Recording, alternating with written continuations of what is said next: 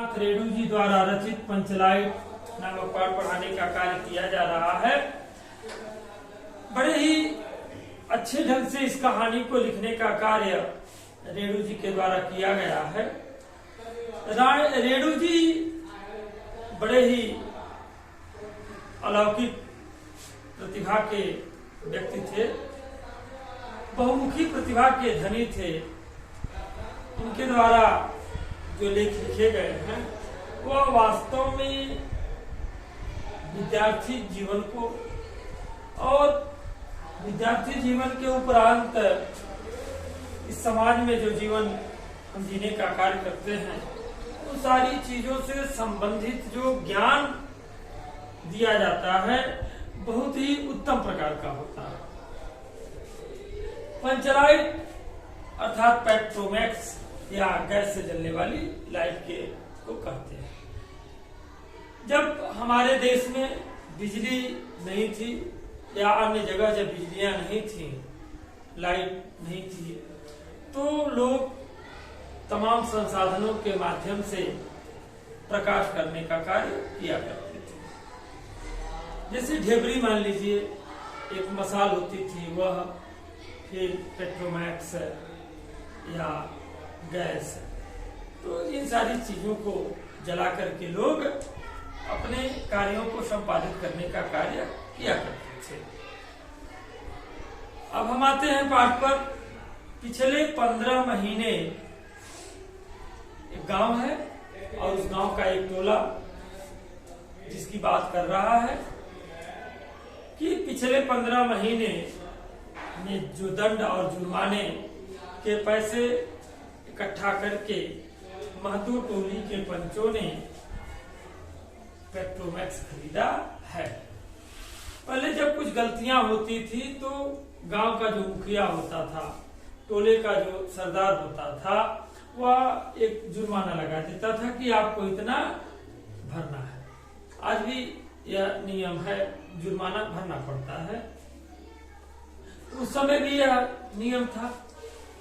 तो 15 महीने से जो जुर्माने वगैरह लगाए जाते थे, जो दंड लगाया जाता था, जुर्माना लगाया जाता था, वो पैसों को इकट्ठा किया जा रहा था। और कुछ पैसे जब इकट्ठे हो गए तो महतो टोली, जो टोला था उसका नाम था महतो टोली के पंचों ने पेट्रोमैक्स खरीदने का काम किया। क्योंकि इस बार रामनवमी के मेले में गांव में सब मिलकर 8 पंचायतें हैं। जो गांव की कुल पंचायतें हैं उन पंचायतों की संख्या कितनी है? 8 है। और किस दिन बैठेंगी पंचायतें?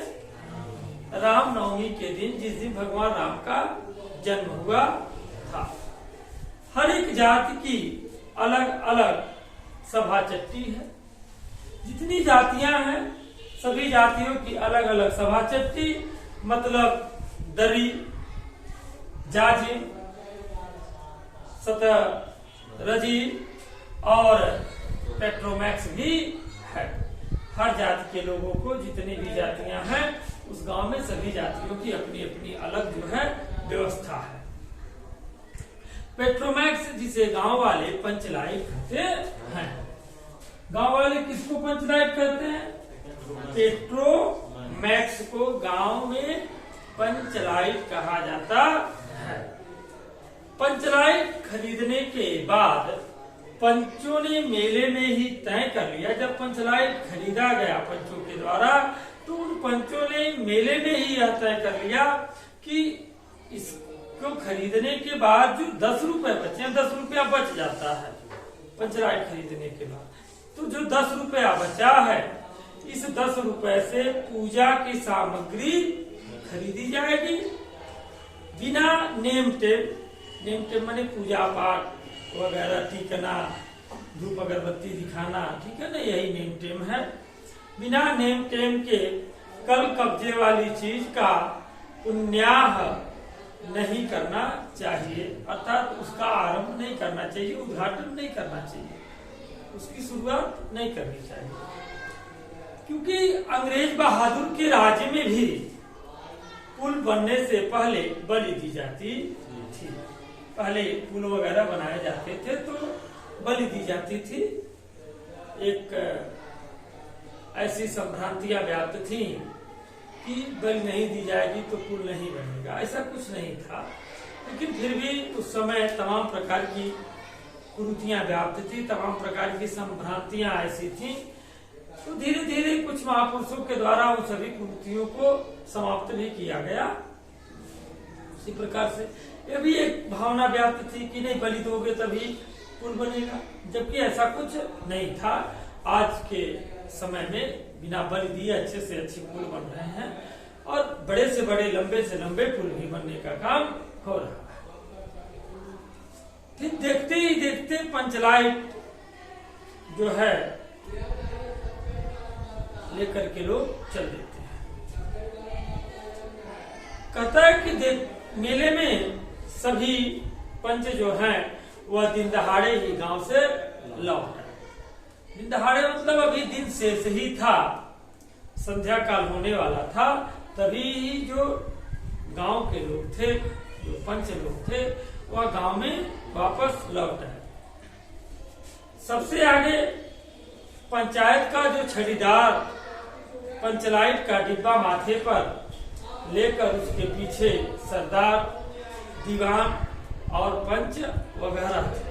बड़ी खुशी की बात थी कि आज हमारे टोलों के लोगों ने भी पंचलाइट खरीद ली। यह गर्व की बात थी कि आज हम अपने खुद के पंचलाइट के प्रकाश में बैठ करके मेले के उत्सव का आनंद लेंगे, गाना बजाना करेंगे, ढोल कीर्तन बजेंगे। तो एक बड़ा ही उन्माद रूपी भाव उनके अंदर था, बड़ी प्रसन्नता का भाव था, बड़े ही आनंदित थे कि आज हम लोगों ने अपने टोले का एक खुद का पंचलाइट खरीद लिया है। तो छड़ीदार जो था वो अपने सिर पर पंचलाइट के डिब्बे को रख लिया माथे पर और उसके पीछे जो थे वो सरदार जी चल रहे हैं। सरदार जी के पीछे दीवान और अन्य जो पंच लोग थे वह भी चलने का कार्य कर रहे हैं। अब गांव के बाहर ही ब्राह्मण टोली, जो ब्राह्मणों की टोली थी, उस टोली में एक फुटंगी झा नाम का व्यक्ति था, उसने टोक दिया। तो ये पहले ऐसा था कि पीछे से कोई टोक दिया तो अपशकुन मान लेते थे कि अरे टोक दिया पीछे से अपशकुन। तो फुटंगी झा जो था उसने टोक दिया। क्या कह दिया कि कितने में लालटेन खरीद हुआ महतो, यानी कि हे महते टोली के लोगों, तुम लोगों ने कितने में इस लालटेन को खरीदने का कार्य किया। महतो टोली के लोगों को ये बात अच्छी नहीं लगी कि हम पंचलाइट लिए हुए हैं और उसको लालटेन बता रहा है। तो महतो टोली के लोगों ने कहा कि देखते नहीं यह पंचलाइट है, तुम्हें दिखाई नहीं दे रहा है कि यह हमने पंचलाइट खरीदा हुआ है, तुम इसको लालटेन कह रहे हो। तो किसी और ने उसी टोले में से कह दिया, महतो टोले के लोगों में से किसी और ने कहा कि बामन अर्थात ब्राह्मण टोली के लोग ऐसे ही बात करते हैं। एकदम पुराने समय के गांव के चित्र को फणीश्वरनाथ रेणु जी ने इस कहानी में दर्शाने का कार्य किया है। बड़ा ही आनंदमयता का समय था, वास्तव में बहुत अच्छा समय था जो समय बीत गया। आज का समय उतना आनंदमय नहीं है, जबकि बहुत सारी सुविधाएं हैं, सब कुछ है, लेकिन वह प्रेम, वह भाव, वह उत्कृष्ट विचारधारा, वह सहयोग की भावना, पारस्परिक प्रेम, अद्भुत नजारा अब आज देखने को नहीं मिलेगा जो उस समय देखने को मिलता था। और कहीं न कहीं उसमें भारत की संस्कृति परिलक्षित स्पष्ट रूप से होती थी। बहुत सुंदर समय था। कहता है कि बामन टोली के लोग जो हैं वो ऐसे ही बात करते हैं, अपने घर के ढिबरी को भी बिजली की बत्ती कहेंगे और दूसरों के घर की पंचलाइट को भी लालटेन कहने का कार्य करेंगे। टोले भर के लोग जमा हो गए। टोले भर के लोगों में औरत, मर्द, बूढ़े, बच्चे सभी काम काज को छोड़ करके दौड़े चले आए। चल रे चल, अपना पंचलाइट आया है, ये कहते हुए सारे लोग दौड़ते दौड़ते आ रहे हैं कि पंचलाइट आया है, पंचलाइट। छड़ीदार अगनू, जो छड़ीदार था उसका नाम क्या था? अगनू। मातो रह कर लोगों को चेतावनी दे रहा था। एक कोई होता है ना, भाई देखना छूना मत, अरे बचा करके, थोड़ा नई चीजें लेते हैं तो थोड़ा सा हम बहुत उसको ध्यान देते हैं। उन लोगों ने भी पेट्रोमैक्स खरीदा था, पंचलाइट खरीदा था। खरीदार जो था अगनू, वह लोगों को बार बार चेतावनी दे रहा था। और किस प्रकार, हाँ दूर रहो, जरा सा दूर रहो, छूछा मत करो, ठेस न लगे। सरदार ने अपनी स्त्री से कहा, इधर यह रोक रहा है, उधर जो सरदार जी हैं वो अपनी स्त्री से कह रहे हैं कि साँझ को पूजा होगी, कि संध्या काल में पूजा पाठ का कार्य किया जाएगा। जल्दी ही नहा धो करके चौकी पीढ़ी लगाओ, जल्दी से तुम नहा लो और चौका और पीढ़ा लगाने का काम करो। जैसे आज भी आपके घर कथा वथा होती है, पूजन वूजन, तो चौक बनाया जाता है, पूरा जाता है, ठीक है ना। तो कहते हैं कि जल्दी से जाओ, नहा वहा लो और नहा करके चौका पीढ़ा लगाओ। टोले की कीर्तन मंडली के मुलगैन अपने भतिया पक्षकों को समझा कर कहा कि देखो, आज पंचलाइट की रोशनी में कीर्तन होगा। उधर जो थे टोले की कीर्तन मंडली के लोग, वो एक दूसरे को समझा रहे हैं कि देखो, आज पंचलाइट की रोशनी में क्या होगा? कीर्तन होगा। बेताले लोगों से पहले ही कह देता हूँ, मैं आप सभी लोगों से कह देता हूँ, ठीक है ना, कि होगा। आज यदि आखिर धरने में 1.5 बेड़ हुआ तो दूसरे दिन एकदम बैकाट। बेताले अर्थात जिसका ताल सही ना हो।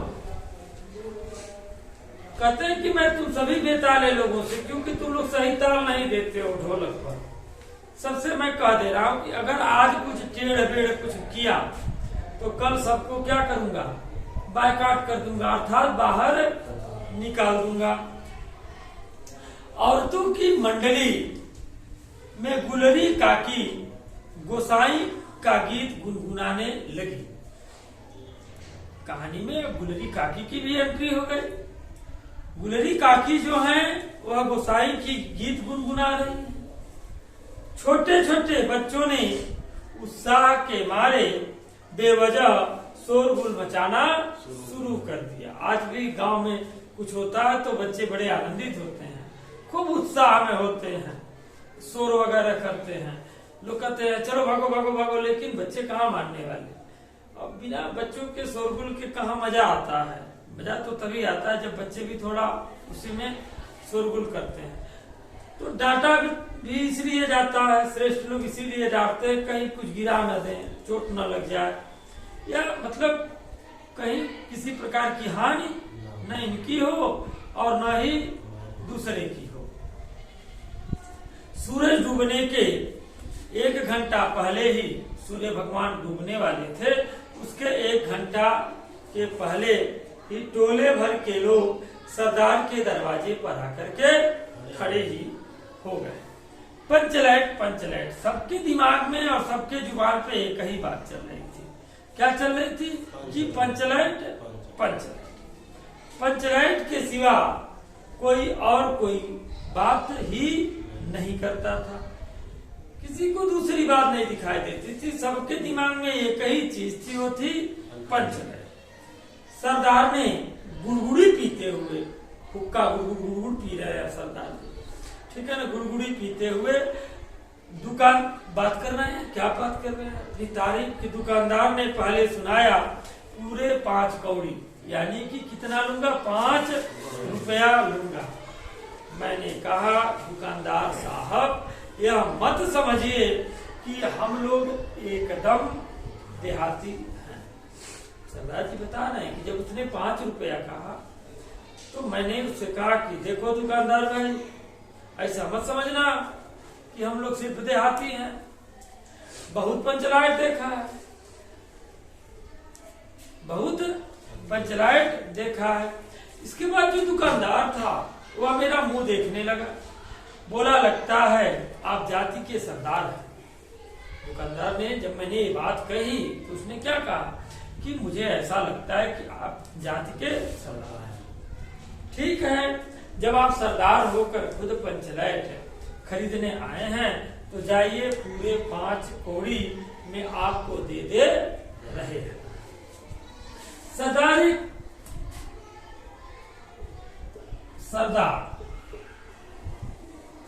अर्थात किसी गोल का सरगना या मुख्य, जिसके इशारे पर प्रत्येक कार्य होता है। यह हमारे गांव की बड़ी अच्छी परंपरा थी कि हमारे गांव में सरदार हुआ करता था, चौकीदार हुआ करता था, हमारे गांव का एक मुखिया हुआ करता था। और कितना अच्छा समय वह था कि जब हम पुलिस के पास नहीं जाते थे, थाने पर नहीं जाते थे, गांव में ही बड़े से बड़े मसले को हम आपस में सुलझ लेते थे, पंचायत में बैठ करके पंचों के द्वारा। एक बड़ा ही आदर्शवान समय था जिसकी कल्पना आज कर पाना संभव नहीं है कि आज तो बात बात पर लोग थाने पर चले जाते हैं, बात बात पे कोर्ट कचहरी हो जाती है, बात बात पे मुकदमा हो जाता है और बात बात पे मारपीट भयंकर रूप ले लेता है। वो समय जो था वो बड़ा ही अच्छा समय था, बिना सरदार के कोई काम नहीं होता था। किसी ने कुछ कह दिया तो पहले सरदार को सूचित करो, सरदार अब क्या इशारा करेगा सरदार जाने। आज तो ऐसा समय आ गया है कि आज के बच्चे 2-4 अक्षर पढ़ ले रहे हैं, थोड़ा शहर वहर घूम ले रहे हैं, तो माँ बाप को भी बहुत ज्यादा महत्व नहीं देते हैं। तो आज के समय और पहले के समय में बहुत अंतर था। पहले के समय में जो शिक्षा थी, जो समाज था, वह दोनों प्रकार से पूर्ण रूप से भारतीय संस्कृति और सभ्यता से भरा हुआ था। उस समय के लोगों में कहीं भी किसी भी प्रकार से किसी अन्य देश की सभ्यता हावी नहीं हो रही थी।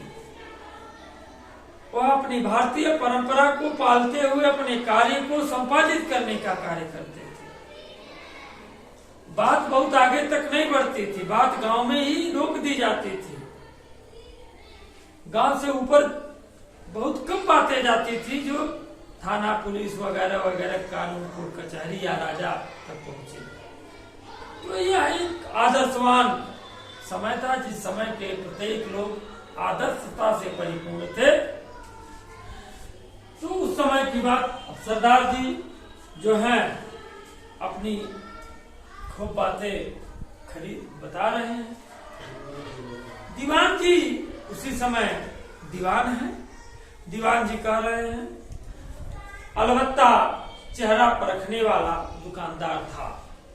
सरदार जी की बातों में अपनी बातों को सम्मिलित करते हुए, ठीक है ना, हाँ में हाँ मिलाते हुए दीवान जी भी कह रहे हैं कि वास्तव में वह दुकानदार जो था वह चेहरा परखने वाला है। पंचलाइट का बक्सा दुकानदार का नौकर देना ही नहीं चाहता था। आगे की बात कर रहे हैं कि जो पंचलाइट का बक्सा था वह भी दुकानदार का जो नौकर था वह देना नहीं चाहता। लेकिन मैं भी कुछ कम नहीं था। मैंने कहा, देखिए दुकानदार साहब, बिना बक्सा पंचलाइट कैसे ले जाएंगे। दुकानदार ने नौकर को डांटते हुए कहा, क्यों रे, दीवान जी की आंख के आगे धूल खेल करता है, अर्थात दीवान जी की आंखों में धूल झोंकने का काम करता है। दे दे बक्सा दे दे। फिर कहते हैं कि टोले के लोगों ने अपने सरदार और दीवान को श्रद्धा भरी निगाहों से देखा। जब सरदार जी की और दीवान जी की बातें टोले के लोगों ने सुनी तो बड़ी श्रद्धा भाव से उनकी तरफ देखा। आह, कितने महान है हमारे सरदार जी, कितने महान है हमारे दीवान जी, कितने पावरफुल हैं कि इन लोगों ने बक्सा भी ले लिया, दुकानदार ने इनका सम्मान किया है, हम लोगों को भी इनका सम्मान करना चाहिए। आज ये हमारे गांव के, हमारे टोले की नाक है, नाक माने इज्जत, सम्मान है। आज इन लोगों ने हमारा पानी रख लिया, पानी रख लेना माने इज्जत रख लेना। बड़ी श्रद्धा की निगाहों से सरदार जी और दीवान जी की तरफ देखा। छड़ीदार जो था वह औरतों की मंडली में सुनाया, और छड़ीदार महोदय जो थे वह रास्ते की कहानी को औरतों की मंडली में सुना रहे हैं। क्या कर रहे हैं कि जब मैं सिर पर लिए हुए पंचलैट को आ रहा था तो यह पंचलैट सन्न सन्न बोलता था। ठीक है ना, जैसे कि कोई चीज आप सिर पे रख लो और हवा चल रही हो, तो हवा जब उससे टकराती है उस वस्तु से तो सनसनाहट की आवाज आती है। अब छड़ीदार महोदय को यह लग रहा था कि ये पंचलैट ही जो था वो बक्से से सन्न सन्न की आवाज कर रहा था। लेकिन ऐन मौके पर लेकिन आ गया। बात ही कर रहे थे बेचारे छड़ीदार महोदय, लेकिन उसी बात के समय में बीच में ही लेकिन शब्द आ गया। लेकिन शब्द क्वेश्चन मार्क लगा देता है, जैसे कि ऐसा कार्य मैं कर रहा था लेकिन ऐसा ना होकर के ऐसा हो गया। ठीक है ना, ऐसा नहीं होना चाहिए था, ऐसा क्यों हो गया, लेकिन क्यों हो गया। जैसे किंतु, परंतु, लेकिन, इन शब्दों के चक्कर में अत्यधिक कौन पड़ता है? जो झूठ बोलता है। वह अपनी झूठी बातों को सत्य साबित करने के लिए लेकिन, किंतु और परंतु के जाल में फंसता चला जाता है।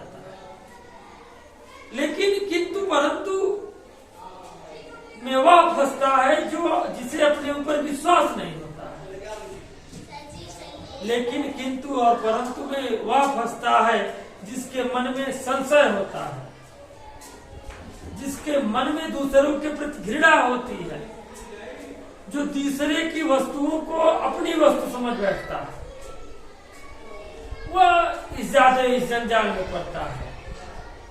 जो सत्यगामी होता है, जो परमार्थी होता है, जो समाज के लोगों के लिए खुद को समर्पित कर देता है, वह लेकिन, किंतु और परंतु के विषय में के चक्कर में नहीं पड़ता है। वह अपना कार्य करता है और पूर्णतया सत्य के मार्ग पर चलते हुए, अपने कर्तव्यों को पहचानते हुए, अपने योगदान के माध्यम से समाज को प्रेरित करने का और समाज को विकसित करने का कार्य करता है। खैर, तो छड़ीदार महोदय की बातों में लेकिन आ गया। लेकिन रुदल शाह बनिए की दुकान से 3 बोतल किरासन तेल आया और सवाल पैदा हुआ कि पंचलैट को जलाएगा कौन। बेचारे छड़ीदार महोदय उसी समय बात कर रहे हैं, तब तक कोई आया। तो जब कोई आ गया तो लेकिन लग गया। तो कहा कि रुदल शाह बनिया जो है, बनिए का नाम रुदल शाह था, जो सामान वगैरह दे रहा था, कि 3 बोतल किरासन यानी मिट्टी का तेल समझ लो आया है। लेकिन अब सवाल यह पैदा हो रहा है कि पंचलैट को कौन जलाएगा, क्योंकि पंचलैट को जलाना महतो टोली के लोगों में किसी को आता नहीं था। यह बात पहले किसी के दिमाग में नहीं आई थी। पंचलाइट खरीदने से पहले किसी ने न सोचा। सामान तो खरीद लिया, लेकिन किसी ने सोचा भी नहीं, चलो दुकानदार से पूछ ले यह कैसे जलेगा, कैसे क्या किया जाए। खरीदने के बाद भी किसी के दिमाग में यह बात नहीं आई कि आखिर पंचलाइट किस प्रकार से जलेगी। अब पूजा की सामग्री चौका पर सज गई। जरा चिंता का विषय हो गया कि पंचलाइट जलेगा कैसे, और उधर जो पूजा की सामग्री है वह चौके पर सजी हुई है। कीर्तनिया लोग ढोल करताल खोल कर बैठे हैं।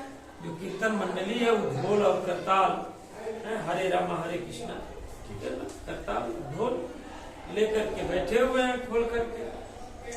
और पंचलाइट बेचारा वैसे ही रखा हुआ है, पड़ा हुआ है। गांव वालों ने आज तक कोई ऐसी चीज नहीं खरीदी जिसमें जलाने बुझाने का झंझट हो। गांव वाले ने ऐसी कोई चीज नहीं खरीदी। कहावत है, न भाई रे गाय लूं तो दूहे कहूं, कि अगर मैं, अरे भाई गाय तो मैं ले लूंगा, गाय लेना कौन सी बड़ी बात है। लेकिन गाय लेने की बात तो ठीक है, लेकिन गाय को दूहेगा कौन? दूधे वाला भी तो चाहिए। तो गाय लेने से पहले तो यह व्यवस्था करनी पड़ती है ना कि दूहेगा कौन।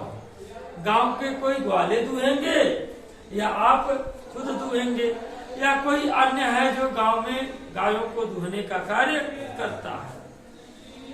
तो कोई चीज खरीदने तक की बात तो नहीं होती है।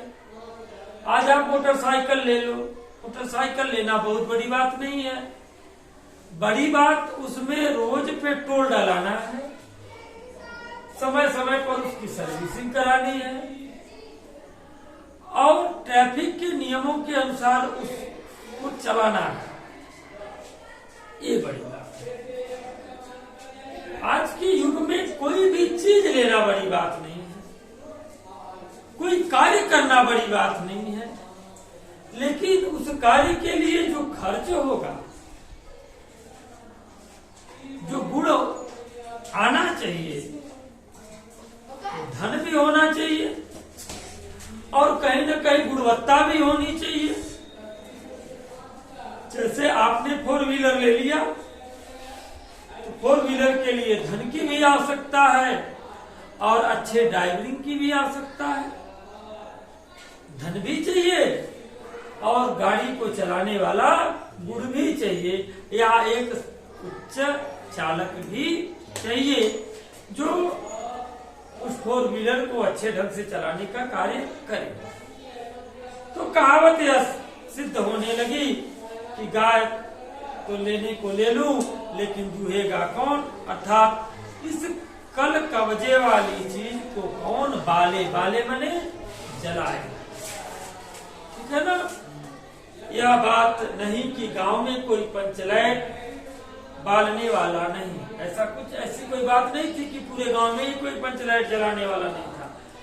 गांव में तो बहुत से लोग पंचलाइट जलाने वाले थे, लेकिन महतो टोली में कोई ऐसा नहीं था जो पंचलाइट को जला सके। मात्र एक ही व्यक्ति ऐसा था जो पंचलाइट को जला सकता था, और उसको भी गांव वालों ने सजा दे रखी थी। कौन था? आगे पढ़िए तब मजा आएगा, पहले क्यों जानेंगे कौन था। ठीक है ना। यदि आप पढ़ चुके हो तो जानते हो, नहीं पढ़ चुके हो तो अब जानो कौन था। सजा भी बड़ी अजीब थी बेचारे की। सिनेमा वाला गीत गा रहा था, किसको देख करके? गुलरी काकी की लड़की को देख करके। गुलरी काकी की लड़की जो थी, जिसका नाम मुनरी था, वह शिकायत करती है पंचायत में। पंचायत उसका हुक्का पानी ही बंद कर देती है। ठीक है ना। तो अब बात तो वहीं पर आ गई। देखिए, इस लड़के का नाम गोधन था।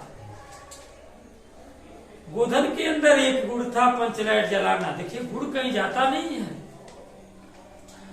और उस गुण का इतना बड़ा लाभ मिला कि पंचों ने उसकी सजा भी माफ कर दी। गुलरी काकी ने बड़े प्रेम से गोधन को अपना भी लिया, घर पे दावत भी बुला करके दिया। यानी कि गोधन की तो बल्ले बल्ले हो गई। किसके कारण? गुड़ के कारण। कौन से गुड़ के कारण? पंचलैट जलाने के। पंच खुश हो गए, मातो टोली के सभी लोग खुश हो गए, सभी गोधन की सराहना करने लगे, क्योंकि आज गोधन ने टोले की इज्जत रख ली। इज्जत बहुत बड़ी चीज होती है ना, इज्जत रख ली। मुनरी भी बड़ी खुश है, क्योंकि उसका जो प्रेमी है वह उसको मिलने वाला है। आज गांव के लोगों ने उसके प्रेमी की कीमत समझ रखी है।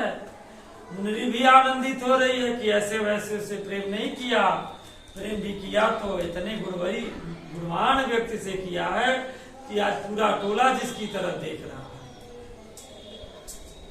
और गुलरी काकी भी खुश है कि हाँ, मेरी पुत्री मुनरी ने कितने अच्छे लड़के से प्रेम किया है, ये दामाद बनने के लायक है, मुनरी को बड़ा खुश रखेगा। और जी ठीक है ना। तो गुणवत्ता कहीं जाती नहीं है, गुणवत्ता का लाभ निश्चित रूप से प्राप्त होता है। तो गुणवत्ता का लाभ लेना है तो सही समय पर अपने गुण को दिखाने का कार्य भी करना पड़ेगा। ठीक है ना। ये नहीं कि कोई गुण आ रहा है और भयभीत हो जाओ। प्रत्येक व्यक्ति के अंदर कोई ना कोई प्रतिभा विद्यमान होती है। आवश्यकता है तो अपने अंदर की दबी हुई उस प्रतिभा को पहचानने की और समय पर उस प्रतिभा को निखारने की। जो व्यक्ति अपनी प्रतिभाओं को प्रखर करता है, जो व्यक्ति अपनी प्रतिभा को पहचान लेता है और अपनी प्रतिभा को दिखाने में तनिक भी संशय नहीं करता है, तनिक भी भयभीत नहीं होता है, वह व्यक्ति वास्तव में विकास की उत्तम श्रेणी को प्राप्त करता है, उच्च स्तर को प्राप्त करता है और समाज में स्वयं के साथ साथ अपने से संबंधित अन्य लोगों की, अपने देश की, अपने गांव की मर्यादा को ऊंचा करने का कार्य भी करता है। और जो व्यक्ति अपनी प्रतिभा से भयभीत हो जाता है, वह व्यक्ति संशय में जीवन काटने का काम करता है, क्योंकि उसको सदैव यह भय रहता है कि यह गुण तो मेरे अंदर है, लेकिन पता नहीं मैं इसको कर पाऊंगा कि नहीं कर पाऊंगा। कार्य को करना चाहिए, जो गुण है उसको करना चाहिए। थोड़ा संशय है तो किसी अन्य विद्वान से उसके विषय में चर्चा करनी चाहिए और चर्चा करते हुए उस विषय के प्रति अपने ज्ञान को और अत्यधिक बढ़ाना चाहिए और फिर उस कार्य को तन्मयता के साथ करना आरंभ कर देना चाहिए। विश्वास मानिए, यदि ऐसा आप करते हो तो जीवन में कभी भी आप हार नहीं मानोगे, जीवन में कभी भी आप दुखी नहीं होगे, क्योंकि आपने अपनी प्रतिभा को पहचान लिया है। और जो व्यक्ति अपनी प्रतिभा को पहचान लेता है, अपनी प्रतिभा को निखार देता है, वह व्यक्ति जीवन में सदैव सुख और संपदा को प्राप्त करता है, समाज में मर्यादित जीवन जीने का कार्य करता है और अपने साथ साथ समाज को भी बहुत कुछ प्रदान करने का कार्य करता है। जिस प्रकार से एक अध्यापक नित्य प्रति कुछ सीखता है, नित्य प्रति कुछ जानता है, नए शब्दों को जानता है, नई बातों को सीखता है, नए अनुभवों को ग्रहण करता है, नई प्रकार की विचारधाराओं से प्रेरित होकर के वह प्रत्येक दिन विद्यार्थियों को अच्छा देने का प्रयास भी करता है। इस प्रकार से वह अध्यापक स्वयं तो बहुत कुछ ग्रहण करता ही है, साथ में अपने विद्यार्थियों को समाज के माध्यम से, शिक्षा के माध्यम से उत्तम ज्ञान भी देने को प्रेरित होता है और उसके द्वारा ज्ञान प्राप्त करके विद्यार्थी एक अच्छे समाज का निर्माण होता है और देश का एक ऐसा नागरिक बनता है जिससे देश लाभान्वित होता है, जिससे देश गौरवान्वित होता है, जिसके पुरुषत्व का लोहा देश ही नहीं बल्कि पूरी दुनिया मांगती है। डॉक्टर एपीजे अब्दुल कलाम ने जिन भी अध्यापकों से शिक्षा ली, आप सोचिए वह शिक्षक कितने महान थे जिन्हें एपीजे अब्दुल कलाम जैसा महान विद्यार्थी प्राप्त हुआ। स्वामी विवेकानंद जैसे विद्यार्थी को जिस शिक्षक ने पढ़ाया होगा, वह शिक्षक यदि उस समय जीवित रहा होगा तो वह कितना गौरवान्वित होता रहा होगा। ऐसे बहुत सारे महापुरुष हैं जिनके शिक्षक उन पर गर्वान्वित हुए या उन शिक्षकों ने देश के ऐसे अमूल्य रत्नों को जन्म दिया जिनके द्वारा देश को गौरवान्वित करने का कार्य भी किया गया। डॉक्टर भीमराव अंबेडकर को भी उनके गुरु जो थे उन्होंने अपनी उपाधि दे दी, अपनी टाइटल दे दी कि लो मैं अपने अंबेडकर की टाइटल तुमको देता हूं, क्योंकि उनके गुरु को यह पता था कि यह जो प्रतिभावान व्यक्ति है, जो आज मेरे विद्यार्थी के रूप में मुझसे शिक्षा ले रहा है, एक न एक दिन यह देश और समाज के लिए बहुत बड़ा काम करेगा। और उनके गुरु का विश्वास की देन थी कि डॉक्टर भीमराव अंबेडकर वास्तव में बहुत बड़ा काम कर गए और संविधान के रचयिता बने, संविधान सभा के प्रमुख बने। आज पूरा देश संविधान निर्माता डॉक्टर भीमराव अंबेडकर जी के सामने नतमस्तक होता है। तो कारण था कि उन्होंने अपनी प्रतिभा को पहचान लिया। तो जो व्यक्ति अपने प्रतिभा को पहचान लेता है, जो व्यक्ति अपने पुरुषत्व को पहचान लेता है, वास्तव में वही पुरुषार्थी होता है और उसी के पुरुषार्थ से समाज के साथ साथ देश भी गौरवान्वित होता है। चारों तरफ पंचलाइट जलाने की बात अब फैल गई कि कौन पंचलाइट जलाएगा, कौन पंचलाइट जलाएगा। गांव में तो बहुत से लोग जानते थे, हर एक जाति के पास पंचलाइट था, लेकिन यहाँ टोले की इज्जत की बात थी। यदि दूसरे जाति वाले को बुला करके पंचलाइट जलाया जाएगा तो टोले की नाक कट जाएगी। टोले की नाक कटनी नहीं चाहिए। दूसरे टोले के लोग मजा लेंगे कि अरे मातो टोली में तो कोई पंचलाइट ही जलाने वाला नहीं है। अब पंचलाइट हर एक पंचायत में तो पंचलाइट थी, उसके जलाने के जानकार भी थे, लेकिन पहली बार गांव में टोले में पंचलाइट आई है, महतो टोली में, और पहली बार नेम टेम शुभ लाभ करके दूसरे पंचायत की आदमी से उसको जलवाया जाए, यह अच्छी बात नहीं है। इससे पहले अच्छा है कि पंचलाइट पड़ा रहे, दूसरे को बुला करके पहली बार पंचलाइट जलवाया जाए। इससे अच्छी बात यह है कि पंचलाइट धरा का धरा रहे, बाद में जलेगा, लेकिन हम दूसरे गांव के लोगों को, दूसरे टोले के लोगों को बुला करके नहीं जला, ठीक है ना। फिर कहता है जिंदगी भर ताना कौन सहेगा, बात बात में दूसरे टोले के लोग कूट करेंगे कि तुम लोगों को पंचलैट पहली बार दूसरे के हाथों से जलवाने को मिला, ठीक है ना। यानी कि तुम लोगों ने पहली बार अपने पंचलैट को भी दूसरे से जलवाया, मजा लेंगे, ताना मारेंगे। ना, पंचायत की इज्जत का सवाल है, दूसरे टोले के लोगों से मत कहिए। चारों ओर उदासी छा गई, अंधेरा बढ़ने लगा। किसी ने अपने घर में आज ढिबरी नहीं जलाई।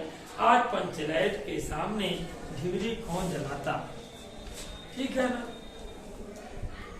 अब उसी समय जो मुनरी है, मुनरी को यह बात पता थी कि गोधन जो है वह पंचलैट जलाना जानता है। मुनरी बड़े धीरे से अपने किसी सखी से कहती है, सखी धीरे से किसी और से कहती है। कहते कहते आवाज सरदार तक पहुंच गई। सरदार ने कहा, अरे भाई उसको लाओ। गोधन को बुलाया जाता है, गोधन आता है। गोधन से पंचलैट जलाने के लिए कहा भी जाता है, लेकिन गोधन डरता है। कहता, अरे दादा कुछ बिगड़ उगड़ गया तो फिर तुम लोग दंड जुर्माना लगा दोगे, हमको सजा दोगे। वैसे ही दिए थे, क्योंकि मैं मुनरी को देखकर सलमा सलमा वाला गीत गाता था। गीत तो मैं वैसे ही गाता हूँ, लेकिन तुम लोगों ने एक आरोप लगा दिया, फिर कुछ लगा दो। अरे नहीं नहीं भाई, गोधन जलाओ, कोई कुछ नहीं कहेगा। गोधन जो है धीरे धीरे हवा देता है, पंचलैट को फूकता है।